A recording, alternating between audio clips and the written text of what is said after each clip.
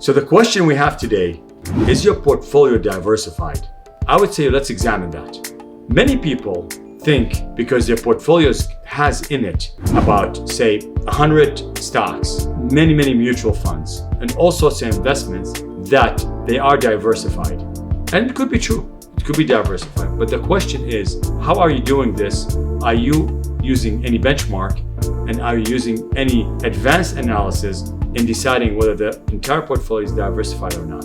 We've seen that approach occur even with advisors that have decided to buy numerous amount of stocks that they like for their clients, and sometimes not knowing that those clients own those stocks in different funds in a significant proportion. So if you look at example at your Boeing plan, you look at the investments in there, and you've chosen a number of them that you thought represent a certain diversified disposition. Unless you go inside and try to figure out what's in there and use some sort of analysis to understand where you are, it's going to be difficult for you to figure out just by eyeballing it. And eyeballing it is not good enough. It needs to be much more precise than that. The problem is that obviously sometimes the markets might take a nosedive and you think you're diversified, but because you're over-concentrated in one area or the other, or you have a diversification that is not proper, you end up perhaps losing more.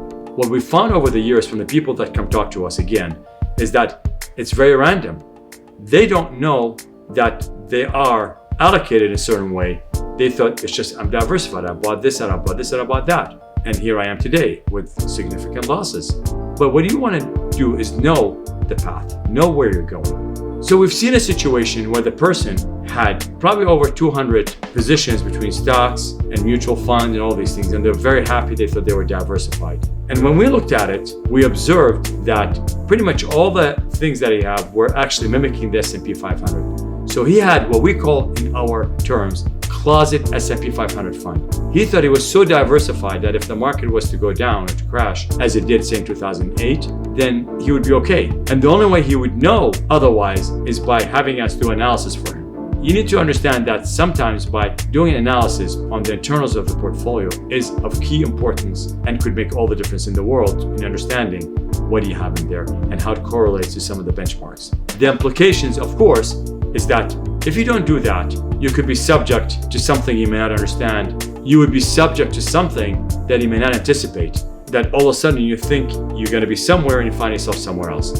And the problem with that is that it might affect your net worth or your retirement or whatever you're planning on doing financially. So that's the thing you want to avoid by knowing the internals of your portfolio. The most important thing you want to do is question it. Question the assumption. Question whether it's right. Everything that ends up being examined gives you more certainty, gives you more confidence.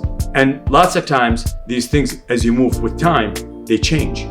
And even the assumptions change. So examining those assumptions, examining what it looks like, examining facts related to the portfolio and what you have right now could be of tremendous help to you. We've done that with many people. And what we do actually, we use a very advanced process to understand every part of the portfolio to see where it's at. So if you need more information on that, just feel free to give us a call. We'll give you a quick analysis on this and let you know if you're on the right track or not.